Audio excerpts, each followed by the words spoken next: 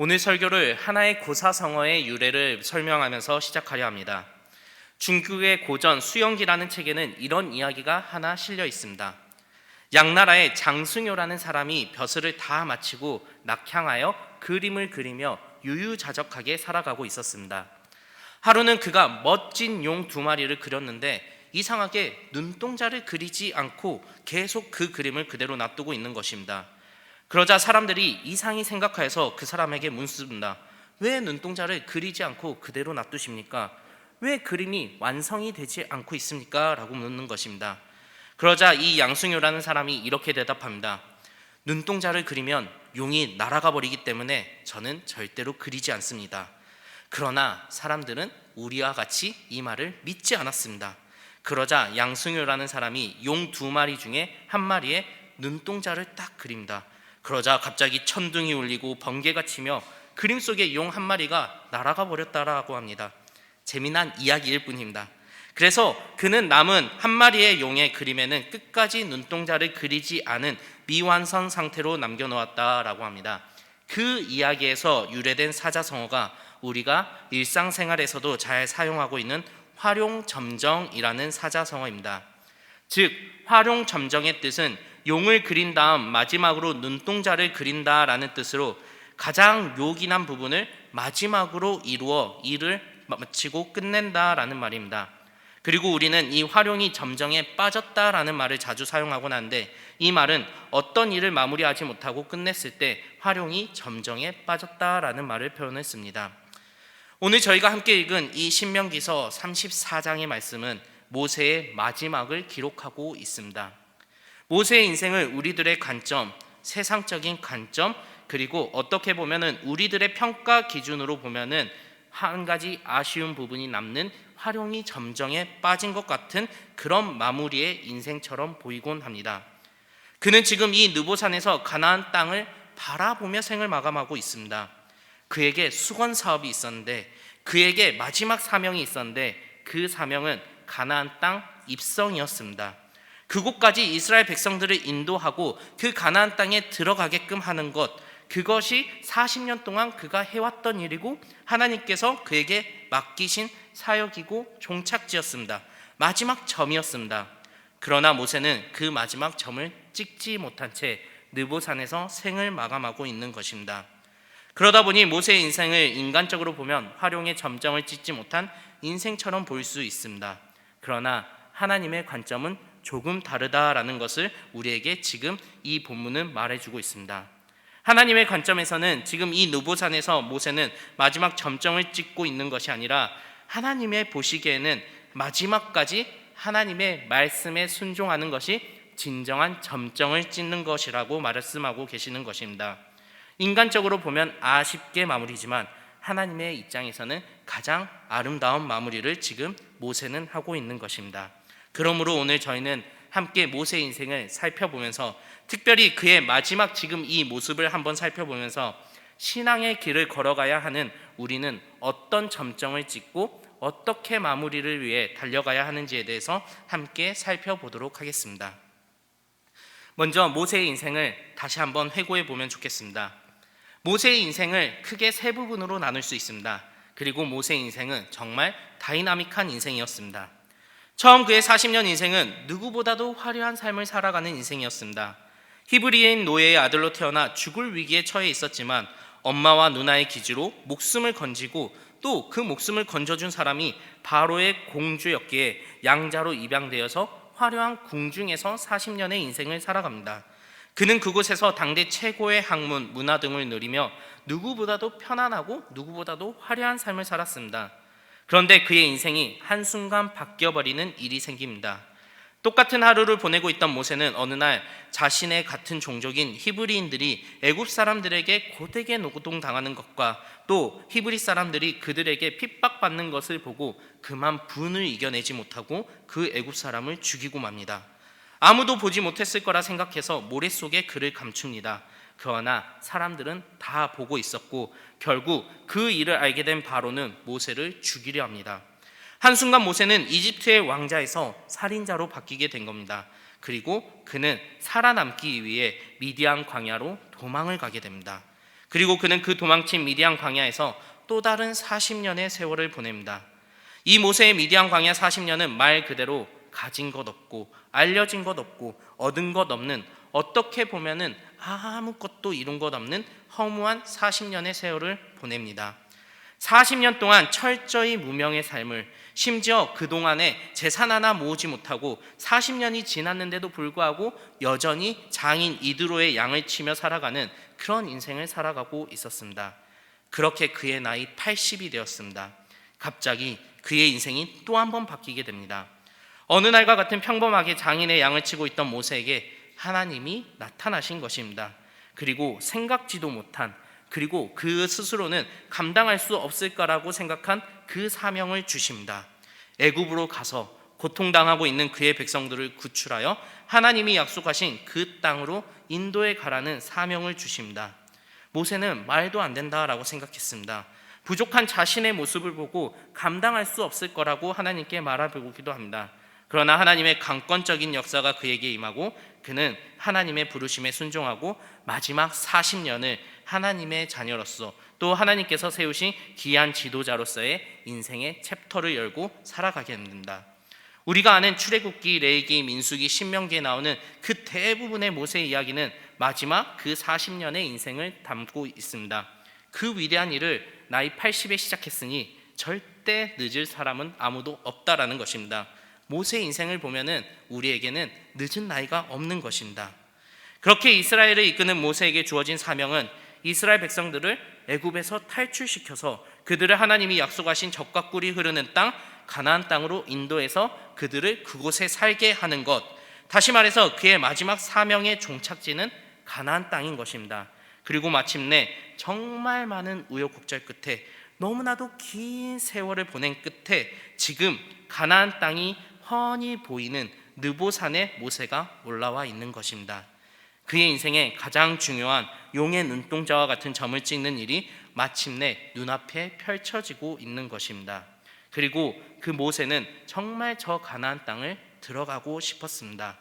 오늘의 본문 1절과 3절, 1절부터 3절을 보시면 그 땅이 얼마나 아름다웠는지 이렇게 표현하고 있습니다. 모세가 모압 평지에서 누보산에 올라가 여리고 맞은편 비스가 산 꼭대기에 이르매 여호와께서 길앗 온 땅을 단까지 보이시고 또 온 납달리와 에브라임과 므낫세의 땅과 서해까지의 유다의 온 땅과 네겝과 종려나무의 성읍 여리고 골짜기 평지를 수알까지 다 보이셨다라고 말하고 있습니다. 사막에서의 삶이 80년입니다. 그런데 지금 그의 눈앞에 보이는 땅은 아름다운 옥토이고 나무들이 보이고 열매가 보이고 요단강이 보이고 비옥한 땅이 보이고 또 여러 성들이 보이고 사람들이 살아가는 그 모습들도 보였을 것입니다. 정말 말 그대로 젖과 꿀이 흐르는 땅이 눈앞에 파노라마로 펼쳐지고 있는 것입니다. 그 누보산 산꼭대기에서 그 모습을 보는 그 모세의 심정은 감격에 복받쳤을 것입니다. 드디어 왔구나. 드디어 약속의 땅이 내 눈앞에 보이는구나. 내가 이제 한 발만 떼면 갈 수 있는 곳이 이곳까지 왔구나. 하나님의 약속이 완성되었구나 라고 매우 감격했을 것입니다. 그렇게 감격에 젖어 있을 때 하나님께서 그에게 이렇게 말씀하십니다. 오늘의 본문 4절입니다. 여호와께서 그에게 이르시되 이는 내가 아브라함과 이삭과 야곱에게 맹세하여 그의 후손에게 주리라 한 땅이라. 내가 내 눈으로 보게 하였거니와 너는 그리로 건너가지 못하리라 하시매 라고 말씀하십니다. 감격에 복받쳐 있을 그에게 하나님께서는 그에게 그 땅을 들어가지 못한다라는 말씀을 주고 계시는 것입니다. 이 말씀이 처음이 아니었습니다. 모세 역시 잘 알고 있었습니다. 그러나 한편으로는 서운했을 수도 있습니다. 모세가 그 땅을 들어가지 못하는 이유는 무리바 사건에서의 불순종, 단 한 번의 실수였기 때문입니다. 무리반 사건 때 모세는 너희는 그들 눈앞에서 반석에게 말하라. 그리하면 그것이 자기 물을 내리니라는 하나님의 말씀을 온전히 믿지 못하였습니다. 순종하지 못한 채 그의 생각을 조금 더 첨부하여 한 번만 쳐야 하는 반석을 2번 칩니다. 그리고 그 불순종의 결과 하나님께서는 모세에게 이렇게 말씀하셨습니다.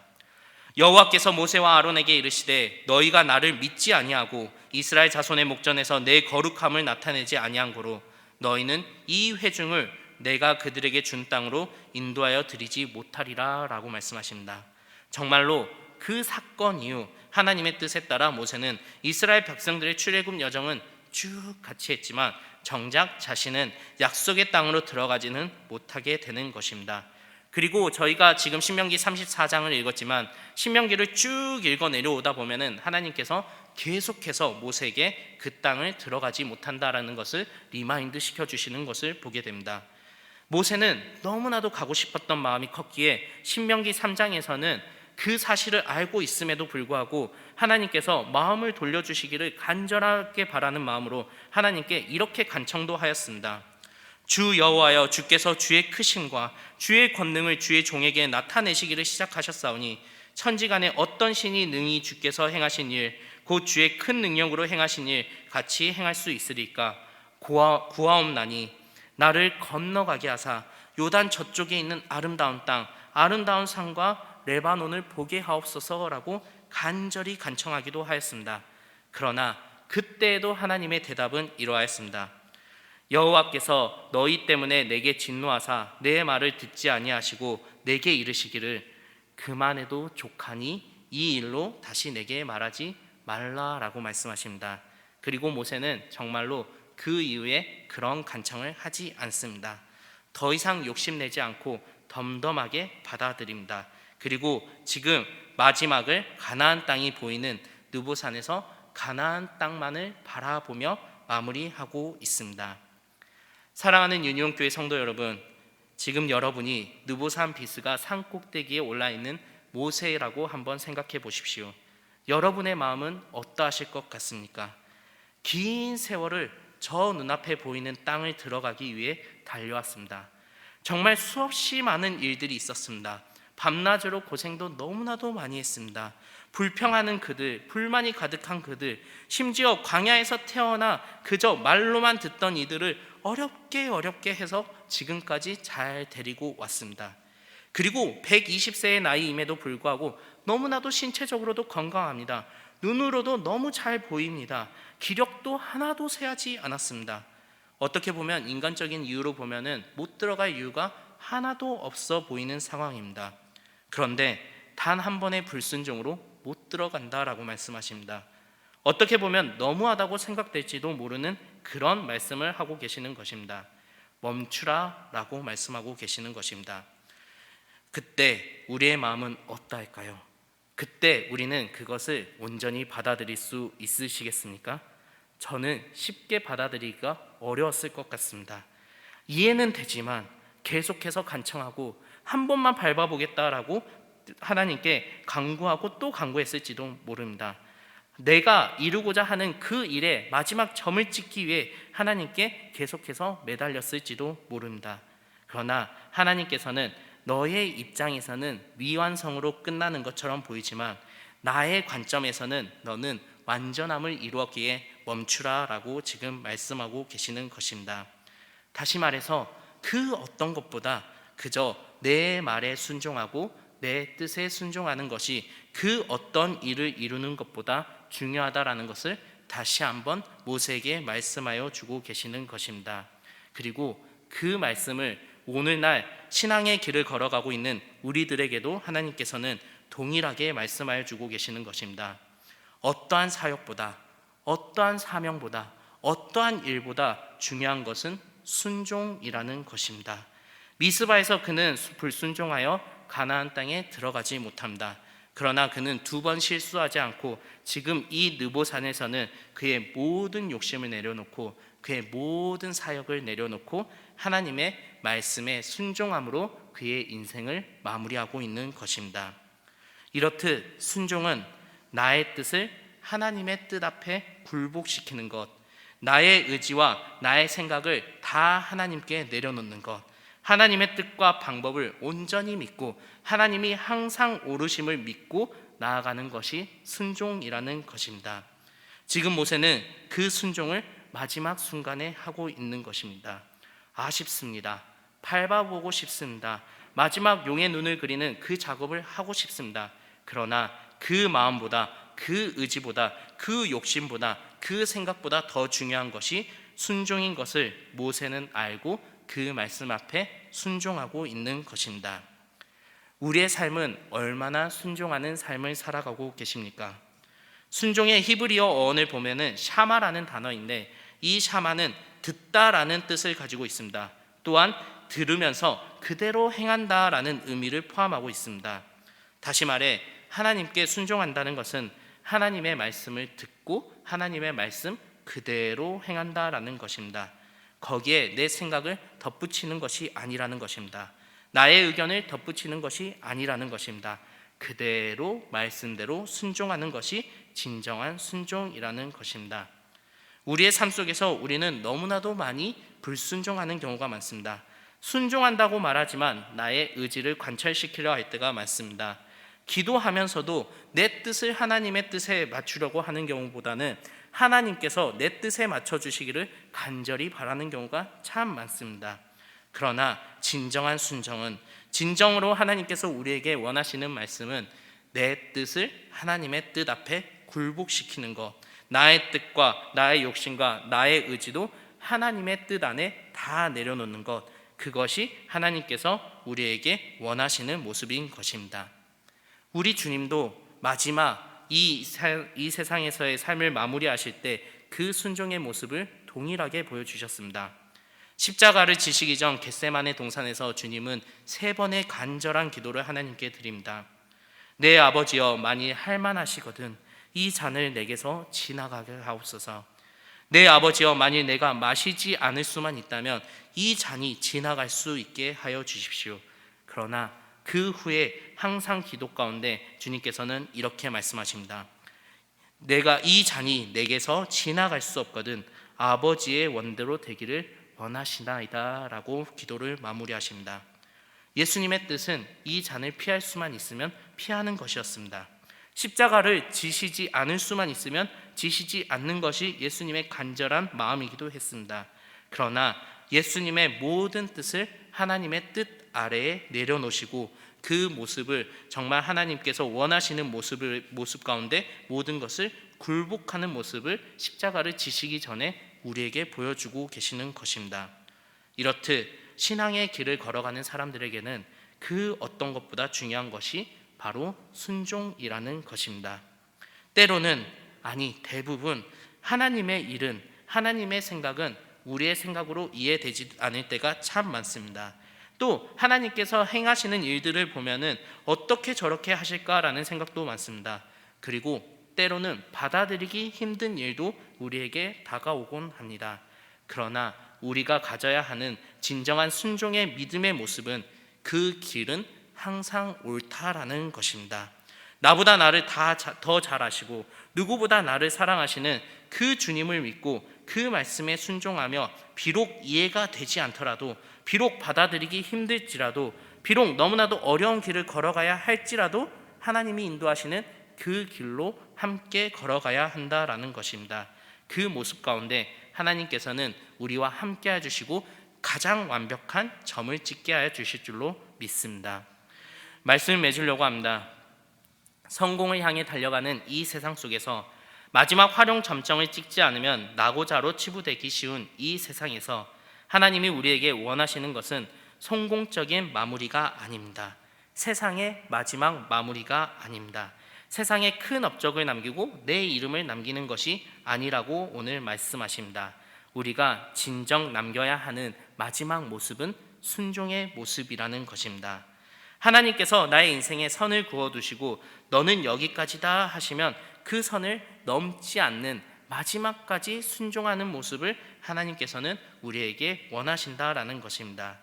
우리가 자주 부르는 찬양의 가사처럼 주님이 말씀하시면 내가 나아가는 것입니다. 주님 뜻이 아니면 내가 멈춰 서는 것입니다. 나의 가는 것도 서는 것도 주님 뜻에 있으니 주님이 이끄시는 대로 그대로 순종하며 살아가는 것이 진정 우리가 걸어가야 하는 길일 줄로 믿습니다. 그러므로 이 찬양의 가사처럼 주님의 말씀에 끝까지 순종하며 나아가는 우리 유니온 가족들 되시기를 바랍니다. 주님의 말씀에 끝까지 굴복하며 나아가는 우리들의 삶이 되기를 바랍니다. 그리고 그 길 끝에 하나님께서 주시는 귀한 축복의 인생도 누리는 우리들의 삶이 되기를 주님의 이름으로 축복합니다.